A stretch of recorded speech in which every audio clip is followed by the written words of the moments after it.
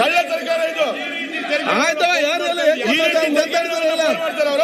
ಅವರು ಮಾತಾಡ್ತಾರೆ, ಉತ್ತರ ಕೊಡ್ತಾರೆ. ನೀವು ಕೂತ್ಕೊಳ್ಳೀಗ ಎದ್ದು ನಿಂತು ಏನ್ ಮಾಡ್ತಾರೆ ನೀವು? ನಿಮ್ದು ಅಡ್ವರ್ಟೈಸ್ಮೆಂಟ್. ಅವ್ರು ಮಾತಾಡಿ ಉತ್ತರ ಕೊಟ್ಟಿದ್ದಾರೆ. ಪೇಪರ್ ಒಂದು ಅಡ್ವರ್ಟೈಸ್ಮೆಂಟ್, ನೀವೊಂದು ಅಡ್ವರ್ಟೈಸ್ಮೆಂಟ್ ನಿಮ್ದು. ಅವ್ರು ಉತ್ತರ ಕೊಡ್ತಾರೆ. ಅದನ್ನು ಹೇಳಿದಾರಲ್ಲ, ಅವ್ರು ಹೇಳಿದ್ದಾರೆ. ಅದನ್ನು ಏನಂತ ಹೇಳಿದ್ದಾರೆ ಸುರೇಶ್ ಕುಮಾರ್ ಹೇಳಿದ್ದಾರೆ. ನಿಮ್ಮ ಪರವಾಗಿ ಅವ್ರು ಮಾತಾಡಿದ್ದಾರೆ, ನೀವು ಮತ್ತೆ ಮಾತಾಡ್ತೀರಿ.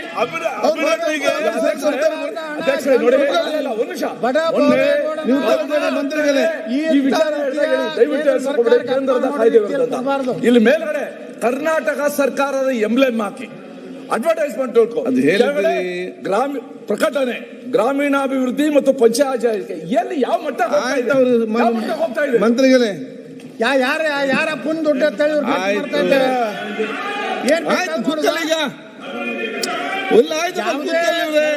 ಅಭಿವೃದ್ಧಿಗೆ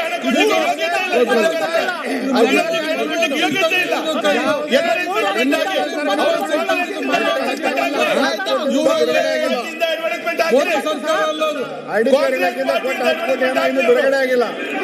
ನೀವೆಂತ ಅಡ್ವರ್ಟೈಸ್ಮೆಂಟ್? ಕಾಂಗ್ರೆಸ್ ಬರುತ್ತೆ. ಕಾಂಗ್ರೆಸ್ ಪಾರ್ಟಿಯಿಂದ ಬೇಕಾದ್ರೆ ಬೇಡವಾ? ಅಧ್ಯಕ್ಷ, ಇದು ಕೇಂದ್ರ ಮತ್ತೆ ರಾಜ್ಯದ ಎರಡೂ ಪಾಲಿದೆ.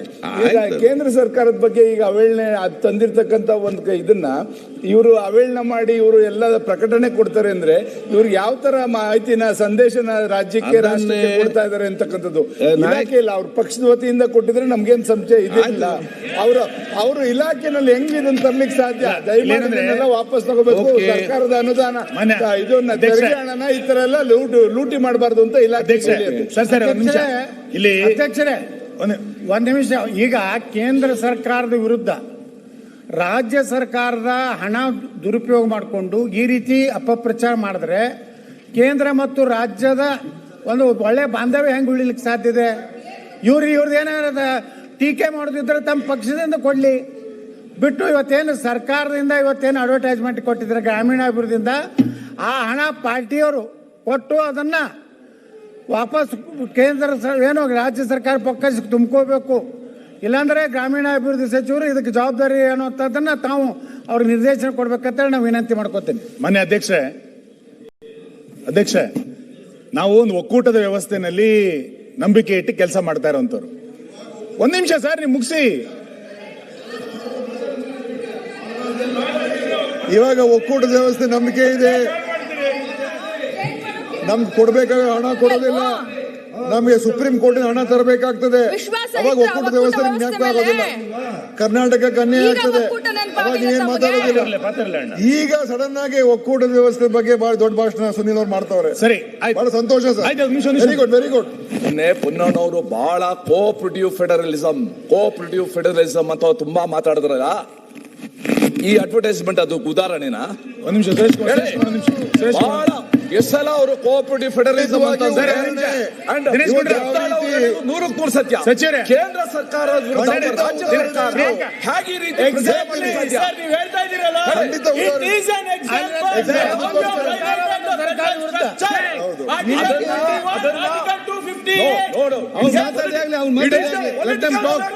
ಮಾತಾಡಾಗ್ಲೇ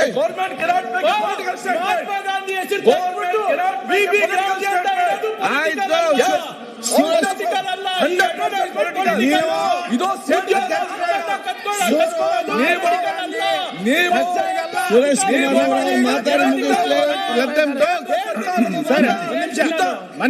ನೀತಿ ಆಯೋಗ ಮಾತಾಡಲ್ಲಪ್ಪ. ನೀತಿ ಆಯೋಗ ಸಭೆಗೆ ಹೋಗೋದಿಲ್ಲ. ಇಲ್ಲಿ ಬಂದು ಹೋಗಾಡ್ತೀರಾ? ಇದನ್ ಮತ್ತೆ ಅಡ್ವೈಸರಿ ಕಮಿಟಿ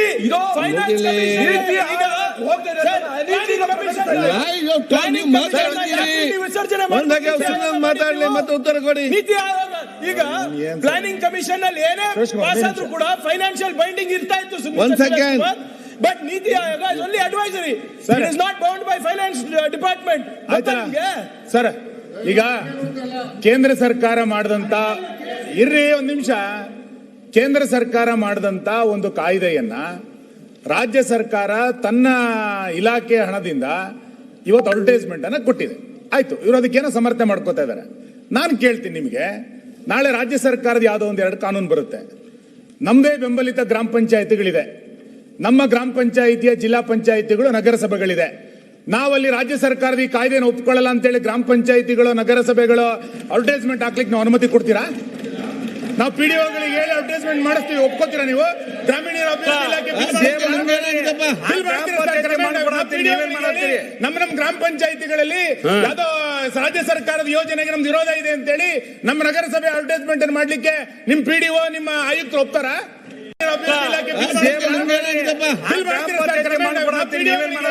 ನಮ್ಮ ಗ್ರಾಮ ಪಂಚಾಯಿತಿಗಳಲ್ಲಿ ಯಾವ್ದೋ ರಾಜ್ಯ ಸರ್ಕಾರದ ಯೋಜನೆಗೆ ನಮ್ದು ವಿರೋಧ ಇದೆ ಅಂತೇಳಿ ನಮ್ಮ ನಗರಸಭೆ ಅಡ್ವರ್ಟೈಸ್ಮೆಂಟ್ ಅನ್ನು ಮಾಡ್ಲಿಕ್ಕೆ ನಿಮ್ ಪಿಡಿಒ ನಿಮ್ಮ ಆಯುಕ್ತರು ಒಪ್ತಾರ? ಒಕ್ಕೂಟದ ವ್ಯವಸ್ಥೆ ಅಂದಾಗ ಒಂದಕ್ಕೊಂದು ಲಿಂಕ್ ಇದು. ನೀವು ರಾಜ್ಯ ಸರ್ಕಾರದ ಕಾನೂನನ್ನ ಹೇಗೆ ಪುರಸಭೆ ಗ್ರಾಮ ಪಂಚಾಯಿತಿಗಳನ್ನ ಒಪ್ಕೊಳ್ಳುತ್ತೋ, ಕೇಂದ್ರ ಸರ್ಕಾರದ ಕಾನೂನನ್ನು ಒಪ್ಕೋಬೇಕು. ನಿಮ್ ಪಾರ್ಟಿ ಸರ್ಕಾರ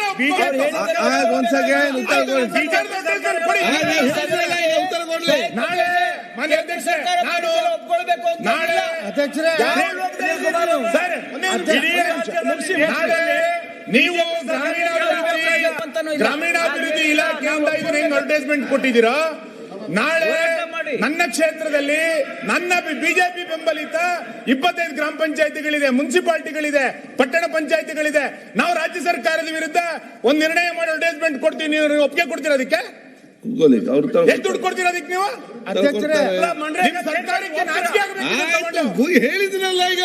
ಅಲ್ಲ ಮಾನ್ಯ ಸಭಾಧ್ಯಕ್ಷ, ಒಂದೇ ನಿಮಿಷ ಮಾನ್ಯ ಸಭಾಧ್ಯಕ್ಷ, ಮಹಾತ್ಮ ಗಾಂಧಿ ಬಗ್ಗೆ ಮಾತನಾಡ್ತಕ್ಕಂಥವ್ರು ಇವರು 650 ವೈಲೇಷನ್ಸ್ ಕೂಡ ಕೊಟ್ಟಿದ್ದಾರೆ. ಇವ್ರು ಮಹಾತ್ಮ ಗಾಂಧಿ ಬಗ್ಗೆ ಮಾತನಾಡ್ತಕ್ಕಂಥ ಯೋಗ್ಯತೆ ಸರ್ಕಾರಕ್ಕಿದೆ, ಅದನ್ನ ಉತ್ತರ ಕೊಡ್ಲಿ. ವೈಲೇಷನ್ಸ್ ಕೂಡ ಕೊಟ್ಟಿದ್ದಾರೆ, ಇವ್ರು ಮಹಾತ್ಮ ಗಾಂಧಿ ಬಗ್ಗೆ ಮಾತಾಡ್ತಾರೆ. ಏನ್ ಯೋಗ್ಯತೆ ಇದೆ ಮಾತನಾಡಕ್ಕೆ? ಗುಜರಾತ್ ಅನಧಿಕೃತವಾಗಿ ಎಷ್ಟು ಮಾರಾಟ ಆಗ್ತಾ ಇದೆ ತಿಳ್ಕೊಳ್ಳಿ. ಸರ್, ಈ ಕರ್ನಾಟಕದ ಮಾತಾಡಿದೆ, ಕರ್ನಾಟಕದ ಮಾತಾಡಿ ಸರ್.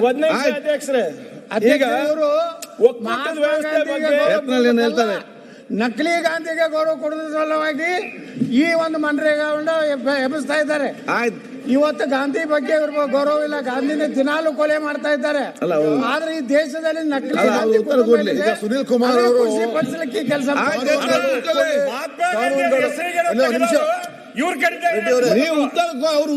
ಮತ್ತೆ ಚರ್ಚೆ ಆಗ್ಲಿ. ಸುನೀಲ್ ಕುಮಾರ್ ಅವರು ಕಾನೂನು ಒಪ್ಕೊಳ್ಳೇಬೇಕು ಅಂತ ಹೇಳಿದ್ರು. ಈಗ ಈ ದೇಶದಲ್ಲಿ ಫಾರ್ಮ್ ಲಾಗಳು ಮಾಡೋದು ಯಾರು ಒಪ್ಕೊಂಡ್ರ? ಅಲ್ಲ, ಆ 3 ಕಾನೂನುಗಳನ್ನ ಇಡೀ ದೇಶದ ವಿರೋಧ ಆಗ್ಲಿಲ್ವಾ? ನಾವು ವಿರೋಧ ಮಾಡ್ಲಿಲ್ವಾ? ಇಲ್ಲಿ ಎಲ್ಲ ಕಡೆ ಗಲಾಟೆ ನಡೀಲಿಲ್ವಾ? ಕೇಂದ್ರ ಸರ್ಕಾರ ವಾಪಸ್ ತಗೊಳ್ಳಿಲ್ವಾ? ನೋಡ್ರಿ, ವ್ಯವಸ್ಥೆಯಲ್ಲಿ ಯಾವಾಗ ಅನ್ಯಾಯ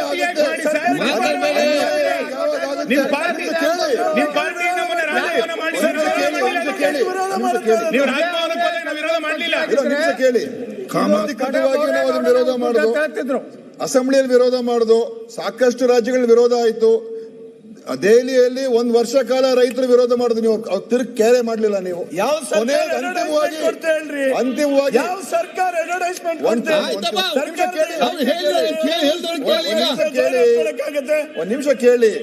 ಯಾವಾಗ ಒಂದು ಕಾನೂನು ರಾಜ್ಯಕ್ಕೆ ಮಾರಕ ಆಗುತ್ತೆ, ಯಾವಾಗ ಒಂದು ಕಾನೂನು ರಾಜ್ಯ ಹಿತಾಸಕ್ತಿ ವಿರುದ್ಧ ಇದೆ, ಅದ್ರ ಬಗ್ಗೆ ನಾವು ಮಾತಾಡಕ್ಕೆ ನಮ್ಗೆ ಹಕ್ಕಿಲ್ಲ ಅಂತ ಹೇಳಿದೆ, ಹೇಳೋದಕ್ಕೆ ಹಕ್ಕಿಲ್ಲ ಅಂತ ಹೇಳಿದ್ರೆ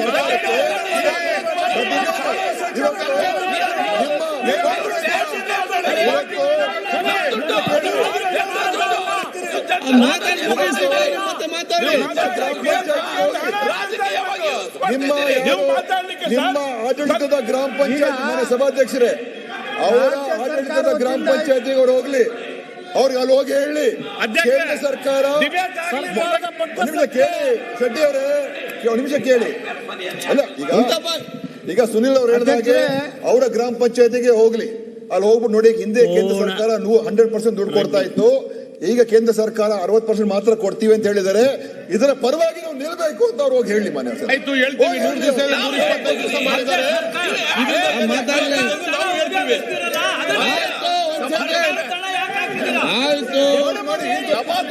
ಅಡ್ವರ್ಟೈಸ್ಮೆಂಟ್ ಕೊಡಿ. ಸರಿ ಇದೆ. ಸಭಾಧ್ಯಕ್ಷರೇ ಇವರು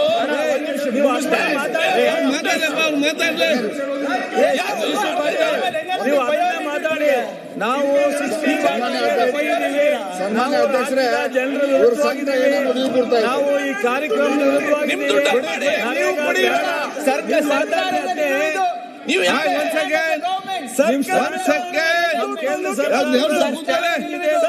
ಶಲ್ಭಾಕಾಶ್ ಪಟೇಲ್ ಅವ್ರು ಉತ್ತರ ಕೊಡ್ಲಿ.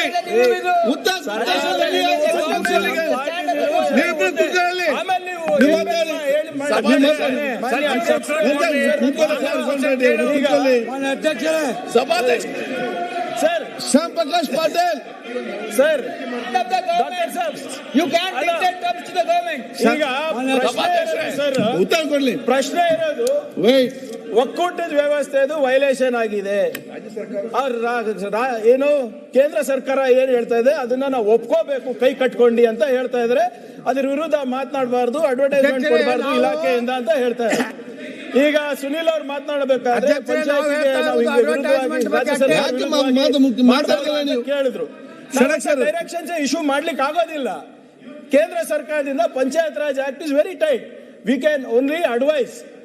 ಅವರು ಇಷ್ಟ ಇದ್ರೆ ಪಂಚಾಯತ್ ನಲ್ಲಿ ಇಟ್ಕೊಂಡು ಮಾಡ್ತಾರೆ, ಇಲ್ಲ ಅಂದ್ರೆ ಬಿಡ್ತಾರೆ. ಆಮೇಲೆ ಪಂಚಾಯತ್ ಹಣ ಖರ್ಚು ಮಾಡಬೇಕು ಅಂದ್ಬಿಟ್ಟು ಅವ್ರದ್ದಾದಂತ ಮಾನದಂಡ ಇದೆ. ನಂಬರ್ 1. ನಂಬರ್ 2, ಈಗ ತಾವು ಹೇಳಿದ್ರಿ ಕೇಂದ್ರ ಸರ್ಕಾರ ಇದು ಒಂದು ಕ್ರಾಂತಿಕಾರಿ ಕಾಯ್ದೆ ತಂದಿದೆ, ಇದು ಅನುಷ್ಠಾನ ತರಬೇಕು ಅಂತ.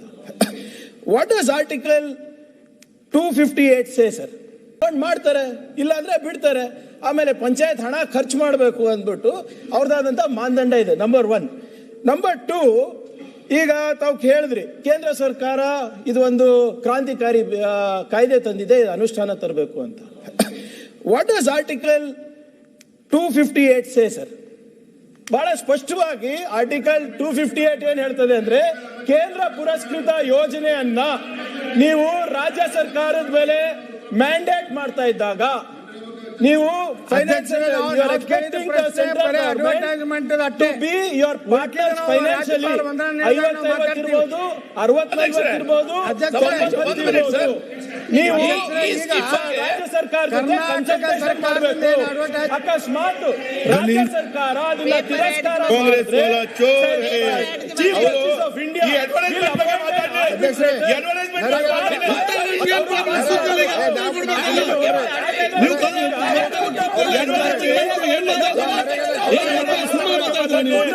ಅವರು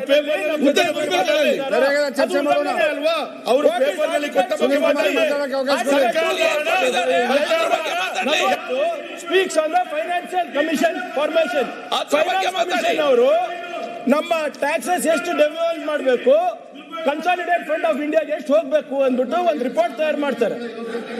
ಆ ರಿಪೋರ್ಟ್ ಅವರು ಬಂದು ಇಲ್ಲಿ ನಮ್ಗೆ ಕೇಂದ್ರ ಸರ್ಕಾರ ಜೊತೆ ಮಾತನಾಡಬೇಕಾದ್ರೆ ನಮ್ಮ ತೆರಿಗೆ ರಾಜ್ಯ ಸರ್ಕಾರದಿಂದ ಎಷ್ಟು ಬರ್ತಾ ಇದೆ, ಲೋಕಲ್ ಬಾಡೀಸ್ ಇಂದ ಎಷ್ಟು ಬರ್ತಾ ಇದೆ, ಪಂಚಾಯತ್ ಇಂದ ಎಷ್ಟು ಬರ್ತಾ ಇದೆ, ಅವೆಲ್ಲಾನು ಲೆಕ್ಕ ಹಾಕಿ CFI ಗೆ ಕೊಟ್ಟು ಅಲ್ಲಿಂದ ಡಿವಲ್ಯೂಷನ್ ಆಗುತ್ತೆ. ಅವರು ಕೂಡ ಇಲ್ಲಿ ಬೆಂಗಳೂರಿಗೆ ಬಂದಾಗ ಮುಖ್ಯಮಂತ್ರಿಗಳ ಜೊತೆ ಚರ್ಚೆ ಮಾಡಿದಾಗ ಎಲ್ಲೂ ಕೂಡ ಇಂಥ ಒಂದು ಕ್ರಾಂತಿಕಾರಿಯಾದಂತ ಬಿಲ್ ಬರ್ತಾ ಇದೆ, ಇದ್ರ 40% ನೀವು ಕೊಡಬೇಕಾಗಿದೆ ಅಂತ ಎಲ್ಲೂ ಉಲ್ಲೇಖ ಇಲ್ಲ. Second violation. Third violation article 21 directive principles. ಈ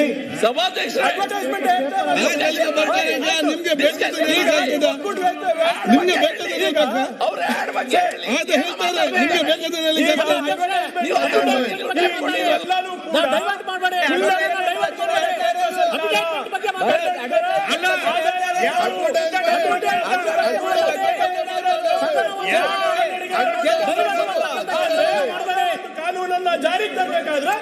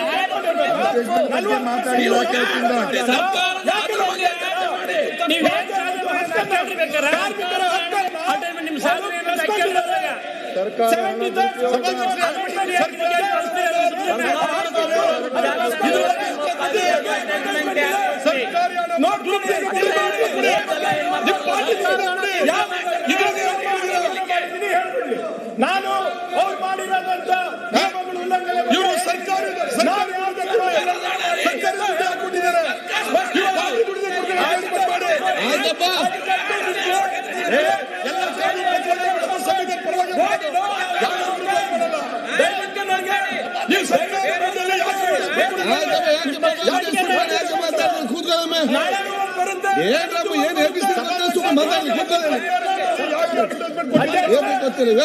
ಮಾತಾಡಿ ಅನ್ಕೊಂಡು ನಾಡಿದ್ದು ಹಾಕ್ತೀನಿ, ಡೆಲ್ಲಿ ಪೇಪರ್ನಲ್ಲೂ ಹಾಕ್ತೀನಿ. ಅದು ನನ್ನ ಹಕ್ಕು. ನಮ್ಮ ತೆರಿಗೆ ನಮ್ಮ ಜನರಿಗೆ ಮೋಸ ಆಗ್ತಾ ಇದೆ. ಕನ್ನಡಿಗರಿಗೆ ಬೆವರು ಬೇಕು, ಅವರ ತೆರಿಗೆ ಬೇಕು, ಅವ್ರ ಸಾಮರ್ಥ್ಯ ಬೇಕು. ಆದ್ರೆ ಕೇಳ್ಕೊಂಡಿರ್ಬೇಕು. ಅವರು ಉತ್ತರ ಕೊಟ್ಟಿದ್ದಾರೆ, ನಾಳೆ ಕೂಡ ಆಗ್ತಾರೆ ಅಂತ ಹೇಳಿ ಯಾಕೆ ಕೂತ್ಕೊಳ್ಳಿ ರೆಸಲ್ಯೂಷನ್ ಪಾಸ್ ನೋಡಿ ಚೆನ್ನಾಗಿದೆ ಅಂತ ಮಾಡಿಸಿ ಒಂದು ರೆಸಲ್ಯೂಷನ್ ಪಾಸ್ ಮಾಡಿಸಿ. ಈಗ ಅಧ್ಯಕ್ಷರೇ, ಯಾವ ಕಾನೂನನ್ನ ಉಲ್ಲಂಘನೆ ಮಾಡಿದೀನಿ ಅಂತ ಹೇಳ್ಬಿಡ್ಲಿ. ನಾನು ಹೇಳ್ದಂಗೆ ಅವ್ರು ಹೇಳ್ಬಿಡ್ಲಿ. NITI Aayog, commission, finance commission ಈಗ ಕಾನೂನು ಈಗ ಯಾವ ಕಾನೂನು ಉಲ್ಲಂಘನೆ ಅಲ್ಲ. ಇಟ್ಸ್ ಕ್ವಶನ್ ಆಫ್ ನಾನು ಆಳುವ ಪಕ್ಷ ಬೇರೆ, ಸರ್ಕಾರ ಬೇರೆ. ದಯವಿಟ್ಟು ಸರ್ಕಾರವಾಗಿ ವರ್ತಿಸಬೇಕು. ಸರ್ಕಾರ ಆಳುವ ಪಕ್ಷ ಕೇವಲ ರಾಜಕೀಯ ಉದ್ದೇಶಕ್ಕೋಸ್ಕರ ಇಲಾಖೆ ಮುಖಾಂತರ ಜಾಹೀರಾತು ಕೊಡೋದಿದೆಯಾ? ಇದು ಅಕ್ಷಮ್ಯ ಅಪರಾಧ.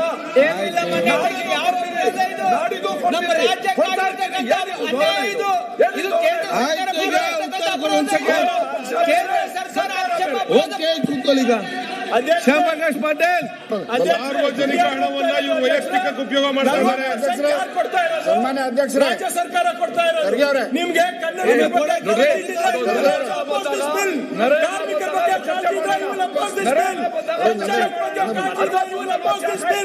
ಓಕೆ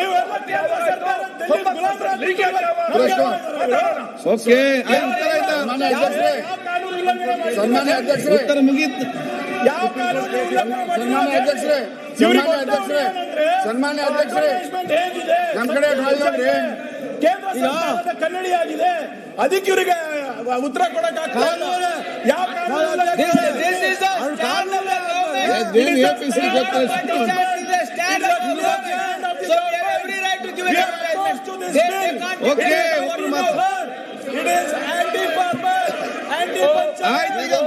ಕಾನ್ಸ್ಟಿಟ್ಯೂಷನ್ ಈಗ ಒಂದು ಸೆಕೆಂಡ್ ಕೇಳಿ. ಆಯ್ತು, ಏನ್ ಮಾಡ್ತೀಗ ಮಾತಾಡಿ.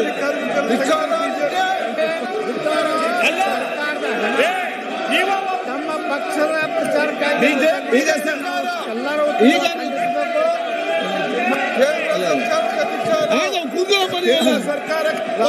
ಮಾಡ್ತೀರಿ? ಒಂದ್ಸೆ ಕೂತ್ಕೊಳ್ಳಿ. ಆಯ್ತು, ಒಂದ್ ಸೆಕೆಂಡ್ ಮಂತ್ರಿ ಈಗ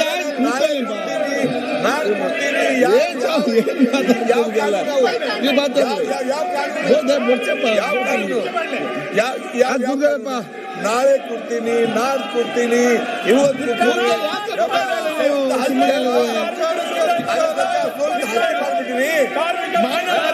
ಈಗ ಸದನವನ್ನು 10 ನಿಮಿಷದಲ್ಲಿ ಮುಂದೂಡಲಾಗಿದೆ.